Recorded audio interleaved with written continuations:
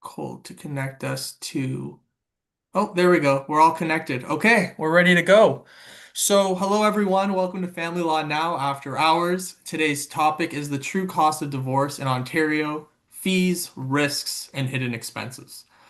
Divorce really can be emotionally draining, but the financial uncertainty really does, often cause the most stress. And many people are unsure about, what divorce truly costs, what fees are standard, and really which expenses can catch you by surprise. So understanding the financial landscape can really help you plan, budget, and choose the most effective resolution path forward. If you are joining us today via Zoom, you'll have the opportunity to use the Q&A feature to submit your general questions or comments about this topic. However, if you are joining us by YouTube today, you will not have that opportunity to do so. But in relation to any comments or questions that are submitted via the Q&A function on Zoom here today, if those specific questions are in relation to details about your specific family law matter, unfortunately, we won't be covering that today or answering those questions today. And you are able to contact our team directly, and we'd be glad to help you. The purpose of the series is to discuss general information on separation, divorce, and other family law matters, and any information provided here today should not be construed as legal advice. As always, stay tuned until the end as we will be sharing how you can schedule a free initial consultation with one of our lawyers here at the firm. Now, to introduce our panelists for today, you'll see the two lovely ladies, Candace and Pamela. Candace is the director of finance at our firm, bringing over 20 years of experience in financial management and operations. With a strong background in overseeing financial strategy, reporting, and firm operations, Candace plays a key role in ensuring the financial stability as well as efficiency of the firm. Her depth of experience and practical approach support both leadership and team members in delivering high quality service to clients. We also have Pamela. Pamela is a family law clerk here at the firm who brings 8 years of dedicated experience in family law with a strong focus on litigation support, including trial preparation and assistance.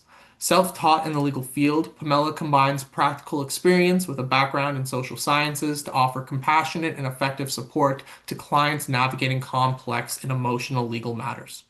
Originally from Northern Italy, Pamela moved to Canada in 2012 and discovered her passion for family law in 2017. Known for her empathetic approach and attention to detail, she plays a key role in guiding clients through legal procedures with clarity and care. Now based in Padua, Italy, Pamela continues to contribute remotely to the firm, and outside of work, she enjoys cooking, reading, and traveling with her husband. Then there is myself. I am a compassionate family lawyer driven by a deep desire to support families through challenging times. With a background in commerce, I bring strong negotiation, analytical, and critical thinking skills to my legal practice. During my articling period, I gained confidence in handling a wide range of family law matters. I emphasize active listening, clear communication, and empathy, fostering a comfortable environment for clients. I am certified as a collaborative lawyer with the Ontario Association of Collaborative Professionals, and thus I offer clients an alternative dispute resolution approach to avoid court. Outside of work, I am a dedicated Toronto Maple Leafs and LA Rams fan, and I enjoy playing hockey and watching comedy movies. So, with that, introductions are done. I'm going to turn it over to Candace. Candace, legal fees, ranges. Are you able to give us a Thank breakdown? you, Joseph. I can help a little bit, I think, or I can add some insight. I just want everyone to know as well, like I understand from a personal point that going through a divorce and a separation is one of the most stressful times in your life. And you're uncertain of where you're going for your future, and you're also uncertain of the costs that are associated with this difficult period in your life. Um, that uncertainty can create a lot of anxiety. So I just want to give you a little bit of a framework to understand some of the legal costs. Legal costs in separation and divorce vary widely um, based on the circumstances of your current situation. And how complex is your financial situation, whether you have children involved, whether support is involved, and most importantly, the level of conflict that you have with your partner. Um, Most family lawyers, and in our firm, we bill hourly. So the time that they spend working with you is based on an hourly fee. There are times when flat fees are provided. Flat fees are for limited scope items. I'm sure Joseph will elaborate on what those are. And and the costs typically arise at several stages of your process. So you have your initial consultation. That is the first meeting with the lawyer. It's where you're able to share the what's going on in your life or in your circumstance, and you're able to determine whether that is the appropriate lawyer for you to work with. The next is a financial disclosure and information gathering. There's expenses associated to that. These are all documents that are required to move you forward with your process. Negotiations and drafting of documents. Those are times that the lawyers and the clerks are also going to be working on your files, and those hourly fees are associated to that work that they apply to your file. From a financial planning perspective, it's important to know that a lot of the legal costs are front loaded. So at the very beginning, when you're starting to work with your lawyer, that's the time that they have to gain the most information from you. And you're going to see a larger expense at the beginning. And then from there, fees may tend to increase quickly when communication breakdown breaks, when you're not working as well with your partner, and things become more emotional rather than just looking at the final picture of where you're going. I want to be very clear, there is no real guideline of the cost. Unfortunately, it is all dependent on the file and how you're working through that file, how you're emotionally handling all the situations. The goal is transparency for you and the lawyer to work together to get to the end result as quickly as possible. Offering the most information up front only helps you. It helps you provide that to the lawyer, and then they're able to, the lawyer and the clerk, they're able to efficiently and proactively work on your file. That's what I had, Joseph, for our beginning segment of the breakdown of our fees. Yeah, no, So I'm going to pass it off to that you. no, that was very clear, concise, and informative. Thank you so much. So, I mean, Candace is right. There's no possible way or realistic way that we can determine the cost of your proceeding in total at the outset. That's impossible, right? There's so many factors that go into this, and what drives costs up, and that's something that we'll get into more discussion on later in the webinar. But now I just wanted to turn to the idea of looking at different dispute resolution options, and how some may be better suited for your matter, as well as the associated costs, and how that also plays into a large role in costs in terms of the grand scheme of things. So when people first think about divorce, really one of the biggest decisions they face is how to resolve their dispute. And this choice can have a major impact on costs. So the main options really in terms of how we can go about resolving your matter are litigation, which most people know as, going to court. You go in front of a judge, you go through the necessary steps, and potentially, or I would say eventually, you would get to a trial if that, is the case and how the matter needs to be resolved. The next one a lot of people are also familiar with is the idea of mediation, right? There's also what's called collaborative law. As I mentioned in my introduction, I am trained as a collaborative certified lawyer. There are numerous lawyers in Ontario who do have that designation, and it's basically a different form of mediation, or it's a different form of alternative dispute resolution where we work towards resolving your matter outside of court by way of utilizing neutral third-party professionals. And I'll explain a little bit that in more detail. And there's also, finally, which again, a lot of people might have either experience with or have an understanding of, is direct negotiation through lawyers. And what comes to that, or what we hope comes from that, is a fully executed separation agreement. Right. So each has different financial implications. That's where I'm getting at here. With respects to litigation, it's often the most expensive route. It really is. It involves multiple court appearances. That can be whether it's a conference, and there's multiple conferences. So there would be a case conference, then there would be a settlement conference, then there would be a trial management conference, and then there'd be a trial scheduling conference. So you can see the number of steps that it takes. It's that, coupled with motions that can be heard in between those conferences. And again, if it goes to trial, that's another step in the process. There's significant preparation associated with all these steps, all the work that happens behind the scenes with communicating with opposing counsel, communicating with other third parties that might also be involved. And when I say involved, I mean not directly involved, but I mean indirectly involved. So that can be experts, it can be maybe a potential mediator that we can also do while we're going through litigation. So there's a lot of time spent reviewing financial disclosure, preparing affidavits, preparing other court materials, attending court itself, right? So even in relatively simple cases where there is maybe few issues at hand, costs can easily range from 20 to 40,000. And again, that's just a bare estimate that I'm throwing out there. Again, it's not something that's going to be specifically suited to your file, but generally speaking, in a very relative simple case, that can easily be the range to start out. Right. And then you get into more complex matters. Sometimes there's cases involving parenting disputes or dealing with support issues, whether it be child or spousal. Costs can then climb to an additional 40 to 80,000, right? So the more issues we have that we're dealing with, costs will increase, right? And then we get to, high conflict situations that can easily exceed $100,000 with trial included at the end. So really, what I'm trying to get at is that the more motions, the more disputes, the more times we were unable to settle, the higher the cost associated, right? Then we have mediation. So mediation is a less adversarial approach.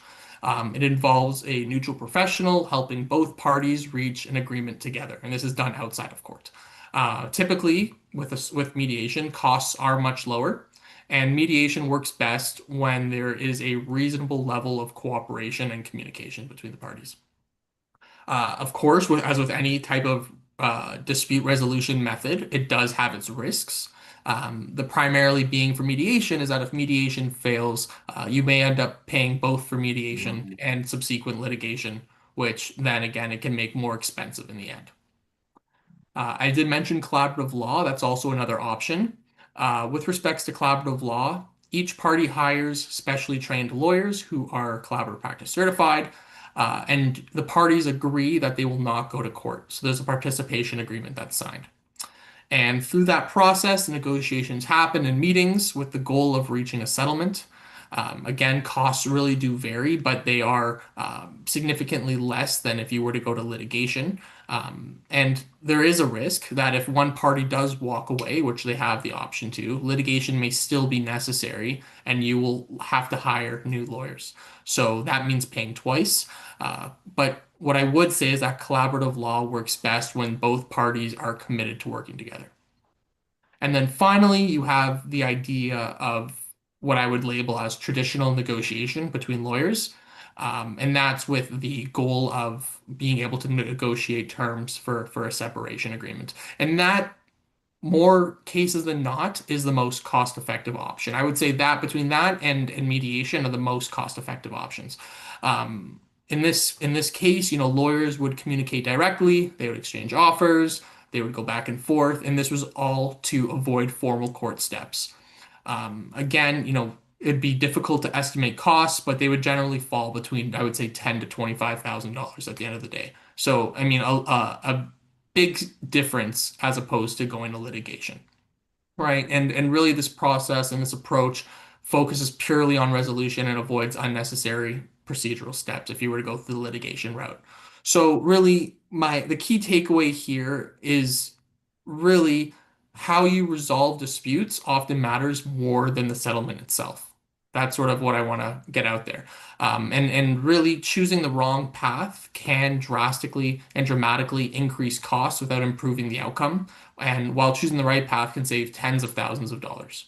right? So I don't know if maybe Candice or Pamela have anything to add on that. I mean, I know I spoke for a little bit there, but maybe Pamela, I know you've, been involved in family law for quite some time. You work with a lot of lawyers who have done litigation, who have done mediation, who have done arbitration. I know I didn't discuss it, but that's also an option.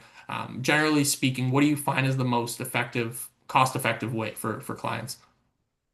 Probably mediation, one of those dispute resolution that you mentioned, mediation, sometimes even arbitration, which is almost like a mini trial. Sometimes it's done with a retired judge. It could be effective, but again, it's so important that both parties are reasonable in the process and they're both willing to entertain this way of resolve their issues. In high conflict situation, unfortunately, just litigation may only be the only way to go about it, or when some of the spouses does some what we call as what we call a self-help tactics of not following a lawyer's advice, withholding the children, or doing something that is simply wrong, then in those situations, truly there is no other option but to bring this to court. So it's really up to how the spouses are and how willing they are to settle and to focus on their kids or to focus on effective resolution rather than putting their emotion in front and be vindictive or go against each other or Mhm. family law is so 100%. much about emotions and feelings, but you gotta try and keep those out and be more logical and try to look at the bigger picture. Let's put it this way. 100%. And I Hmm. mean, expanding on that, in the idea of hidden financial risks during separation, I'm just doing a transition here. Um, Many clients really think of divorce costs just as legal fees. But really the hidden risks often cost far more. And just to give an example to our viewers today, support obligations, especially in relation to child support, they start immediately, even without a court order. So if a party delays or misses payments, arrears can truly accumulate quickly. And I've personally seen cases where clients were surprised by, $20 to $30,000 in child or even potentially spousal support arrears, right? So waiting to act can be extremely expensive as well. I would say property is also another hidden cost. If, for example, if there's a matrimonial home in place and it hasn't been sold or it isn't sold quickly, the owner continues to pay the mortgage, the insurance, the property taxes. Maybe there's capital repairs that need to be done. Meanwhile, there's market changes which can reduce the ultimate sale price, and courts won't usually compensate for lost appreciation. That's something that's should be quite clear. And delaying action can literally cost tens of thousands of dollars in that regard. Financial disclosure is a really big trap too, right? People think it's beneficial to, hide bank accounts, hide investment accounts, or other assets. That can lead to sanctions from the court. And courts can impute income, courts can strike pleadings, courts can order cost awards. I've seen cost awards as high as the, you know, five figures with respects to cost awards for non-disclosure and manipulating and not properly disclosing financial statements. So non-disclosure is one of the most common and expensive mistakes that I personally see when I'm going through this process. But really, even for small things, and small things do matter. Um, if there's financial arrangements or parenting routines that are set after separation, that can become the status quo, especially if both parties are in agreement with that. So if you fail to formalize agreements early, the court may see them really as the new normal. Small expenses like extracurriculars, health costs, or Section 7 expenses can quickly add up over months or years if they're not tracked properly. So hidden costs can really just be as expensive as legal costs. if not more. So it's really important that you are aware and you're planning appropriately. And what that means as soon as you see that there's a sign of discontent between you and your spouse, whether that's a married spouse or a common law spouse, you seek to speak with a lawyer as soon as possible.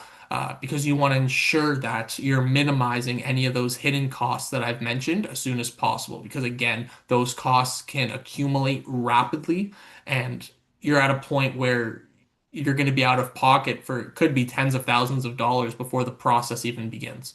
So that's really, really crucial. I'm now going to turn it over to Pamela. She's going to discuss costs really associated with property division and support. I know I touched on it briefly, but I'm going to let her expand on it in a little bit more detail. Thank you, Joseph. Another hidden cost, sorry, connecting with what you were saying that came to mind was when one of the spouses needs to move out. What if they wait so long? What if they decided to split already, but they keep waiting, trying to, give each other a chance, and then they cannot reconcile, and things just blow out of proportion, and one of the parties is forced to move out. With in these days and age, I mean, of course, it depends on where in Ontario you live, but rent is really expensive. Buying a new property is really expensive, and you may have to relocate far away from your kids, and all of those gas costs to go see them back and forth, all of that adds up. So going back to what you were saying, act fast. If you know you're separating, don't wait, don't linger too long. When it comes to property division and support, yes, those are two of the claims in family law that probably increase your legal fees the most. A little preamble on this is that one of the things that family law in Ontario is built on is full and financial disclosure, full and transparent financial disclosure. This involves preparing a financial statement, which essentially lists your income, your assets, your debts, and requires you to provide all sorts of evidence regarding these items. Could be your income tax return, appraisals, bank statements, and this is something that you will work on closely with the law clerks taking care of your case. In this case, that would be me. And it's probably one of, as soon as you retain a lawyer, that's probably the first thing that your lawyer is going to advise you to do.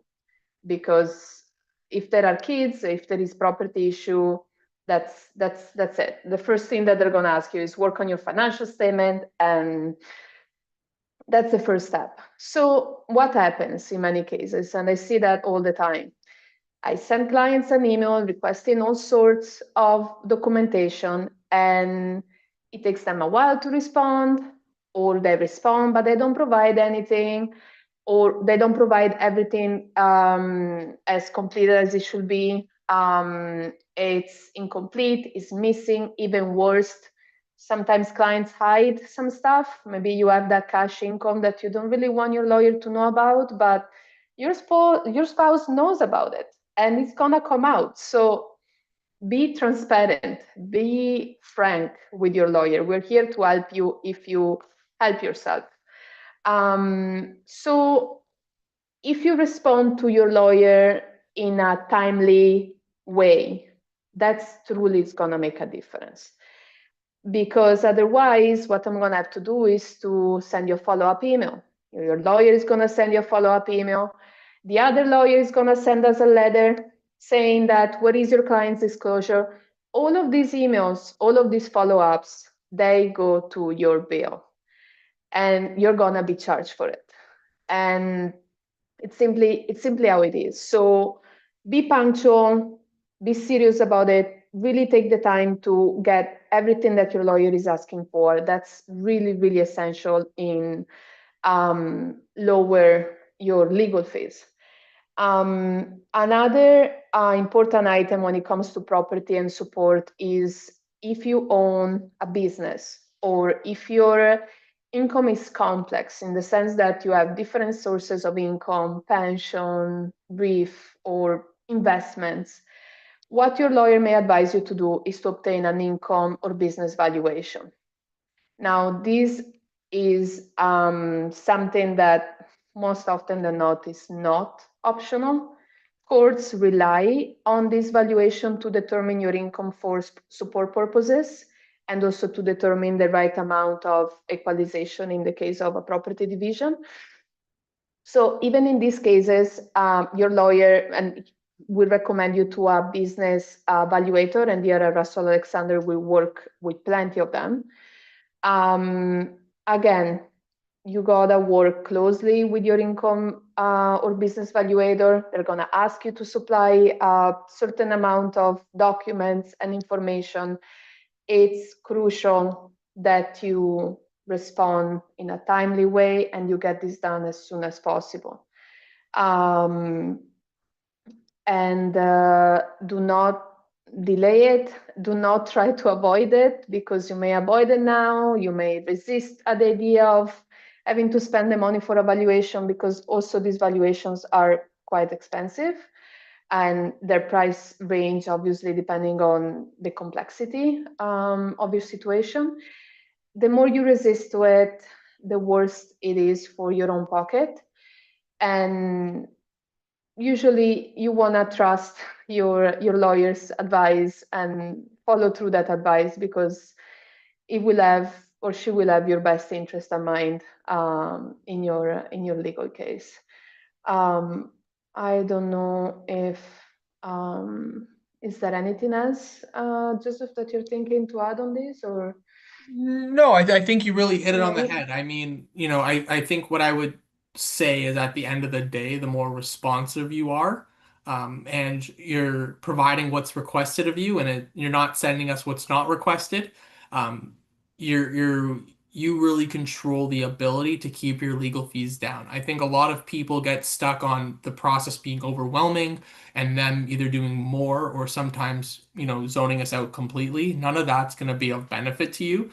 We understand the position you're in. We understand the emotional aspects of it and the stress that you're under. But really and truly, if I know Pamela would agree with me, the more you listen to us and listening to word for word exactly how we're communicating things to you, and going about our instructions as so keeps your legal fees down. So I think that's just that's one big takeaway. But Pamela, I think you hit it on the head otherwise. Now I know we discussed it already a little bit today. I know Candace mentioned it, I know you mentioned it, but can you maybe explain to our viewers really and truly how conflict actually increases, legal expenses? Yes, yes, absolutely. As a little preamble here, and I was mentioning before, the thing with family law is that it's probably the most emotional branch of law that there is. The sense that there are, most often than not, there are little kids that are involved, and we all know how kids are probably the most important part of our lives. And it's easy to become emotional and to have a lot of feelings about them or about your child. And what feelings cause is for conflict to increase. And simply put, conflict is really, really expensive. Every hostile email that you send, every accusation, every one of your attempts to assign blame, he did that, she did that, requires a legal response. Your lawyer is going to be required to read your email, to analyze it, to determine what legal consequences there may be about it, and to respond to it. And all of those emails, all of that time spent to analyze those emails, is time that is billed and that you're going to have to pay for it. Now, there is most conflict usually when there are parenting matters involved. And courts in Ontario and judges, they want you and they expect parents to act reasonably and to really keep their children's best interest front and center at all time. You should not be focused on winning or proving that the other parent is wrong. This is not what the focus should be. Your focus should always be your kids, what's best for them, what's necessary for me to bring up, what's not necessary. Is there a way for me to decrease the conflict with the other side and to really think again at the bigger picture?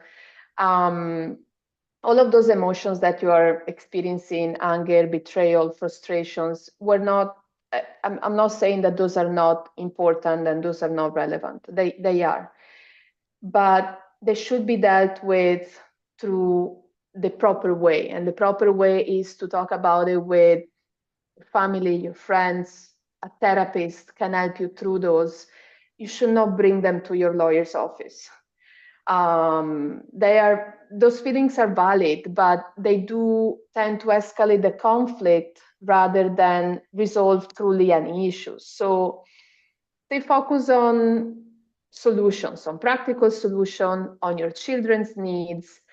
Try to address the issues in a way that is strategic rather than emotional. And just, I don't know, I know it's easier said than done, right? It's not easy, but always try to have a clear mind when dealing with this situation, and keep your emotion outside of the legal process as much as possible, because that's ultimately gonna save you money. I always like telling clients when I used to play minor hockey, and whenever there was an issue or you had an issue with your coach, my mom always used to say, think about it for 24 hours, sit with it, and if you're still have an issue with your coach or you're still angry about something, then you bring it to their attention. But that 24 hours, it again, as you said, Pamela, it allows you to remove the emotional heightened response that you would have had, and it really allows you to think about things in a more clear-headed, logical, practical, reasonable manner, right? So I tell the same things to my clients. If you get an email that you don't like, you get a text message from, your partner that you don't like, you don't need to respond right away. More often than not, you don't need to respond right away. And it's something that's not extremely urgent that you need to respond right away. So sit on it, look at it again if you have to, but put it away. The next day, open your phone, open your laptop, look at it from a clear head. It might make you angry, but you would have had 24 hours of thinking over it, how you're going to respond. And I can assure you the message that you would have sent immediately after you got that message is going to be a lot different than the message you would send 24 hours later. So that's something I think it's really important for clients. And we haven't heard from Candace in a bit, so we're gonna move the right along and speak to her about Candace, if you have, I know you don't have clients directly, but I mean you oversee all of our clients in any event dealing with their billing and as such. So, if a client did, call you up or send you an email about budgeting for, the short term and long term, especially as it relates to legal fees ongoing. What would you advise them? What would you tell them? Thanks. Thank you, Joseph. I just wanted to touch base too on Pamela. I Yeah, please. really appreciate talking about the emotional side and really just trying to look at things practically. And like you said, Joseph, that 24-hour cool off period is so, so important. Um, Everyone just has to look at the big picture, and we're here for a long time. And, in 10 years from now, when you look back, you'll look at things in a different light. So really try and be practical if you can. It's so important. Thanks, thank you, Joseph, for pushing me on to the budget. And I do know, everyone, that it is such a stressful time, and your finances are going from a shared financial situation to basically an individual financial situation.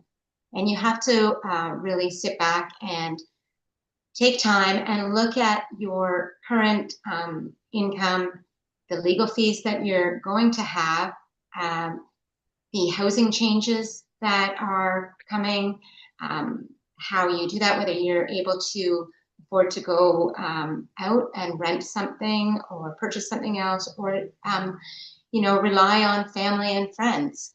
The adjustments to your cash flow while your finances are being separated. That's all part of what's happening right now with anyone going through this. Day-to-day living expenses, they're going to fall because now you've gone from the 2 income to the 1 income. It's normal for this phase to feel more expensive and less controlled than what you had been accustomed to. So the goal is really to sit down and look at what your income is now. Look at all those expenses that are going out and really trying to separate and put funds aside for the legal fees, for the extra expenses that are going to be incurred during your time as a single income.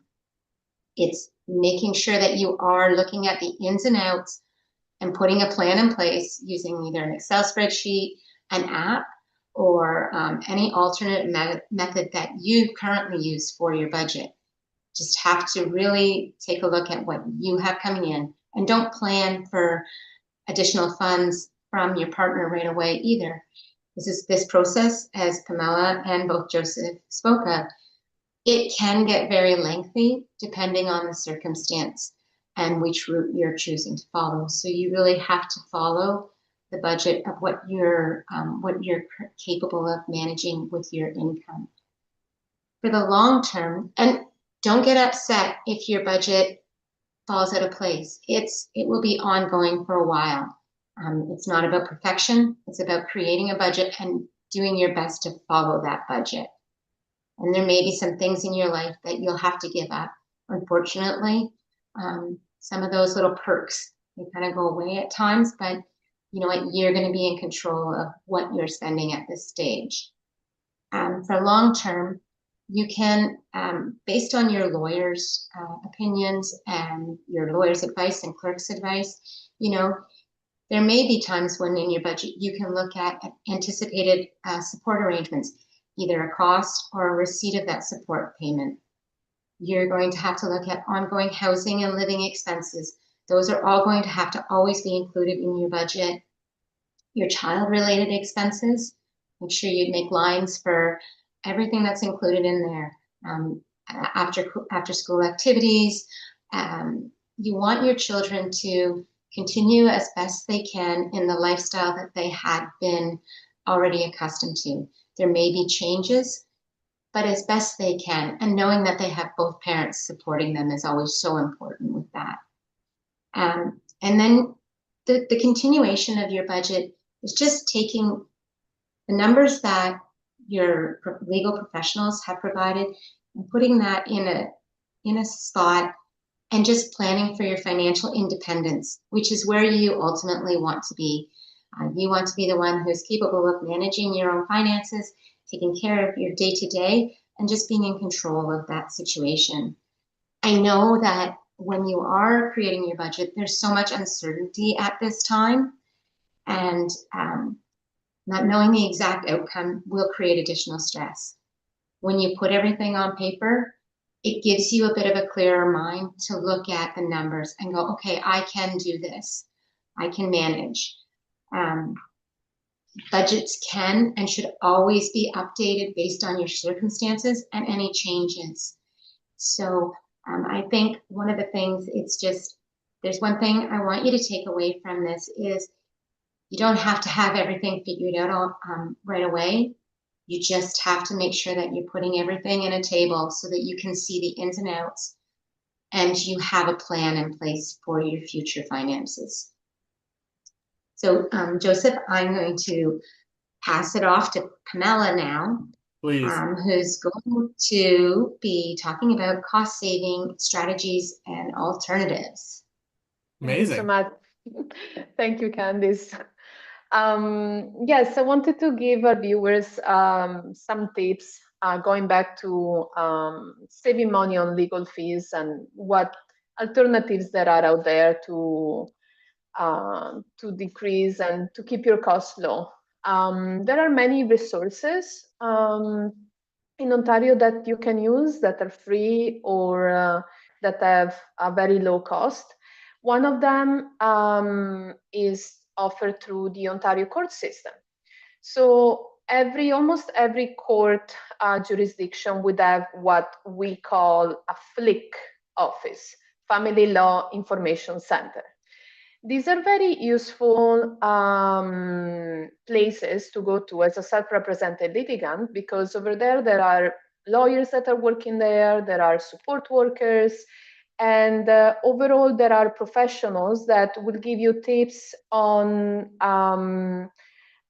procedures, on like at times you may find duty counsel that can provide you some legal advice. I'm not I would think so, right, Joseph? Yep, they would. That there Yep, is duty there's duty counsel. counsel at every Ontario courthouse, as well as the Family Law Information Center. There we go. And they also offer free mediation services. One that I'm thinking of is Mediate 393 or Mediate 47.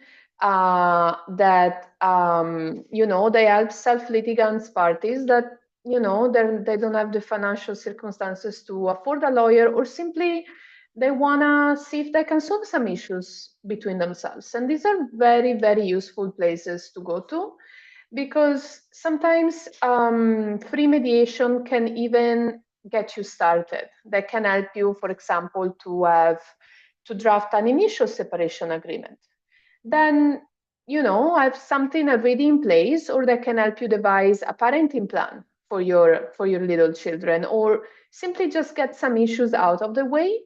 And then, of course, we have so many clients that come to us with a pre-drafted separation agreement from one of those mediation services. Uh, Excuse me, that's my dog. Um, and we help them to, maybe they need, at that point, you will need the help of a lawyer or another set of eyes to go through that draft.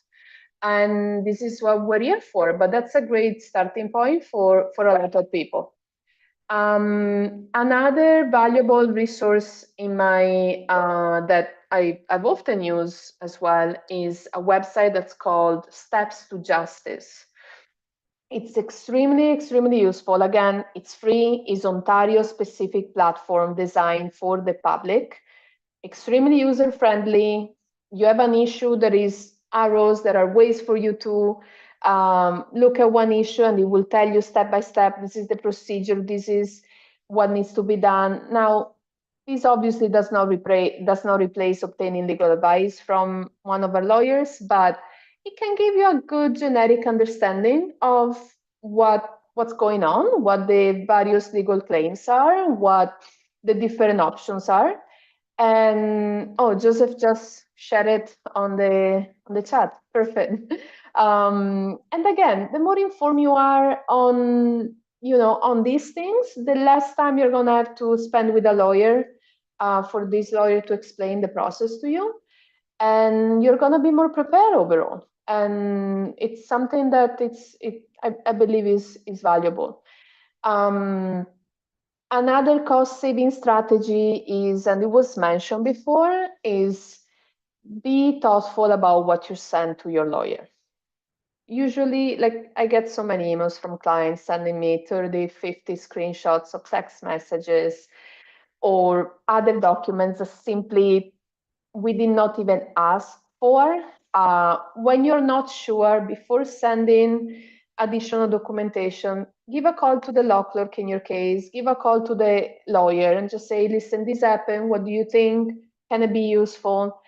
Not everything is relevant and it can be presented as legal evidence in your case. And it's hard at times for you to determine that. So before sending it, give us a call or send us an email. Hey, this happened. Do you think you're going to need it? And we're going to be able to let you know. That's going to save you money because, again, every email you save, every attachment you send, it's saved in your file. And we do not save it, like we need to save it in a way that then we're going to be able to find it. And that involves renaming the document, sometimes combining it. I cannot tell you how long I spend in assembling pictures, put them in a PDF, because pictures cannot be attached properly into a document. So again, that's a cost-saving strategy that I try to tell clients all the time. Do not send me screenshots. Or if you do, at least take a second to just say, this is like to enter a brief description of what that is, so that I'm not gonna need to rename it in a way, in a proper way, because one of the things that people don't understand is how much time we spend in locating documents and in finding what we're looking for in your file. So the best organized and rename it is, the better it is, and that takes time. And you're billed for the time that we spend on your file. So small little things, is better for you to do that step rather than pay my hourly rate for me to do it. So these are all small little things, but that really make a difference. And the last one, obviously, this really depends on how your relationship with your spouse is. But if you're amicable, if you are both, if you both want to reach the best resolution possible for your separation, for your kids, and when it is appropriate and when it is safe, try direct negotiation with your spouse. Try to talk about it with your spouse, especially if it's small issues, like if it's Christmas parenting time, if it's, I want to have the kids for family day, what do you think, would that be fine? Not every issue needs lawyers involvement. And I'm also referring to, I don't know, maybe your spouse has not provided their financial disclosure. So maybe you can just ask them, hey, what's going on? Is your lawyer working on it? This is delaying that's the matter. So again, doesn't apply in every circumstance, and 100% you don't want to have these discussions in front of the children. But if you are in a good position, amicable, like you're kind of working together towards your legal separation, then try to sort at least as many issues as possible through direct negotiations, because obviously that's gonna save you some legal fees. I don't know, is there anything else, Joseph, you would Mm. add? Or No, I mean, I think again, what I want to, I'm going to harp on it a little bit, but again, the more you listen to our instructions and you comply with those instructions, the way in which we go about billing you becomes a lot more cost effective. So again, if Pamela asks you for your income tax returns for the last 3 years, don't send her your bank statements for the last 5 years, right? Because we have to go through that, we have to review everything. There's a cost, and more often than not, if we didn't ask you for something, likely speaking, we don't need it, right? So it's really about taking those steps to being as cost effective as possible. And again, one of those ways in which you are really doing a service to yourself is listening to our instructions and actually sending us what we need. All right. mm-mm. I'm gonna flip it back to Candice. Oh, Candice, can you? Joseph, Yes. sorry, before you do that, I see here there is a question. I think you may be the best person to answer. What options do you have if a no contact order is in place? So if a no contact order is in place, I mean, generally speaking, that means you cannot speak either directly or indirectly with that other person. So then in those instances, you'll need to retain a lawyer, and your lawyer would be best suited to go ahead and resume that dialogue. Um, One thing for certain is when there is a no contact order in place, if you do have a legal representative speaking on your behalf, that's one way, in a sense, to be able to successfully deviate from that no contact order, whether that be speaking to that person directly or speaking to a legal representative if they have one. But thank you for your question. Now we're going to move back to Candace. She's going to explain and how really helping you, the viewer, understand retainers, billing, and payment terms. So we're going to flip it over to Candace now. Thanks, Joseph. Yeah, so just retainers and billing structures and payment terms. Retainers are the first step to ensure that your lawyer and team is going to work for you. It's a payment that is provided to the law firm, and those funds are put in a trust account. The trust account is a large trust account with all the client's funds in it. What we do is those funds are though assigned to you. So your trust funds remain your trust funds. We hold that money, and any fees that are billed by the lawyer or the clerk. Any disbursements, so your disbursements can be a process server or photocopies, travel, different things that would be included in a bill, that would be drawn from your trust account after you have been invoiced. So the only time that the trust fees are utilized are when we are paying an invoice or paying a disbursement on your behalf. Again, the funds are held in trust under your name within our system. And then most of our billings are hourly. So when you see an invoice, it would have all the time applied for each service that was worked on. The time that the clerk worked on that is going to have a number of hours, and then that clerk's billing rate, that's going to be shown on your invoice. The number of hours that the lawyer worked on the file and what they worked on, it's also going to be included on your invoice. If at any time you ever have an issue or a question about a bill, you should reach out directly to the finance department, ask them for assistance. They'll be able to work with the legal team and provide an answer for you. This is a cost savings measure to reach out to the finance team. We're able to answer those questions about your bills internally, working with the associates and the clerks, and respond to your question. So the billing in each law firm bills in different methods. In our firm, we bill on a weekly basis. We want to ensure that you're up to date on what is going on with your file. And then that reflects back to the budgeting. If you're billed on a weekly basis, you're able to know what is going on. You're able to manage your trust account and ensure that the time that the lawyer and the legal team, the clerk, are spending on your file does not get out of hand. It's really important that you are aware of the amount of work that is spent on the file and what your trust balance is at all times.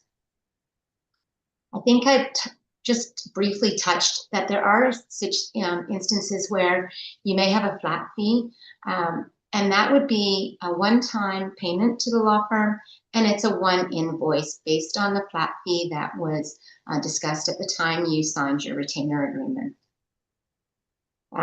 From a financial standpoint, I would highly encourage everyone to review their invoices, look at the costs, make sure that those costs align to your budget, and then you request updates regularly on, when you are speaking with your lawyer, take the time to say, where are we in this case? How much time are we anticipating? They won't be able to give you a definitive answer based on the circumstances, but they are able to, and Joseph, please correct me if I'm wrong, but they are able to help you to kind of give some guidance with where you're going in your file.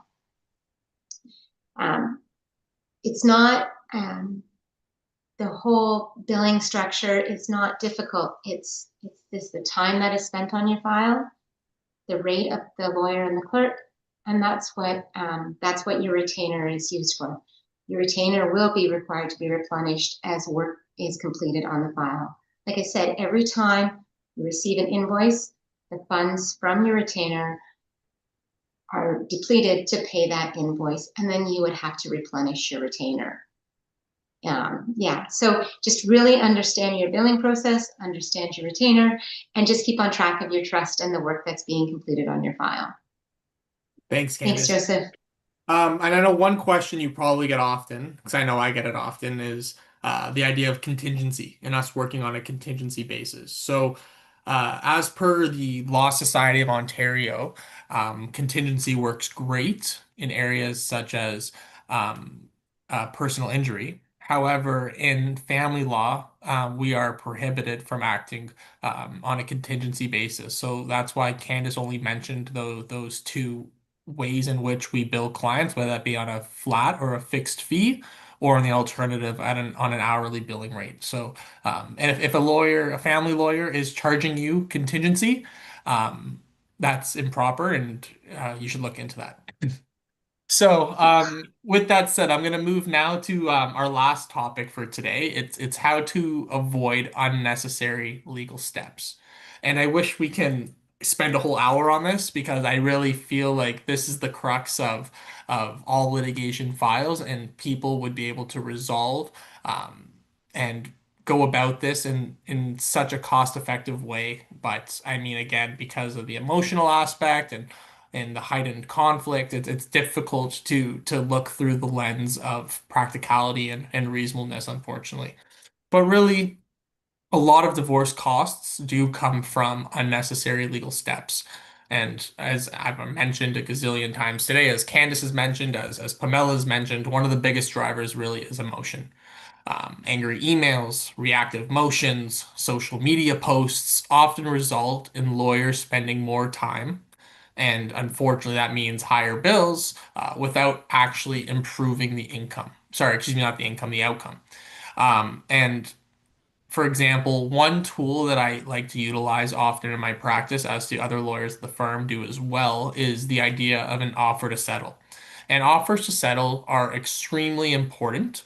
Um, and if a reasonable settlement offer is rejected and the rejecting party fares worse at trial, or they could fare worse at a motion, for example, the court would likely order them to pay the other party's legal costs.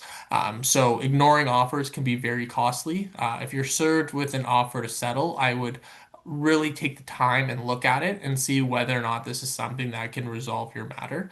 And at the same time, if you are a self-represented litigant, I would push that you are sending offers to settle frequently as possible to help minimize legal costs. Because down the road, if you are successful, you would be able to rely on these offers to settle that you sent as a means of recouping some of your legal fees.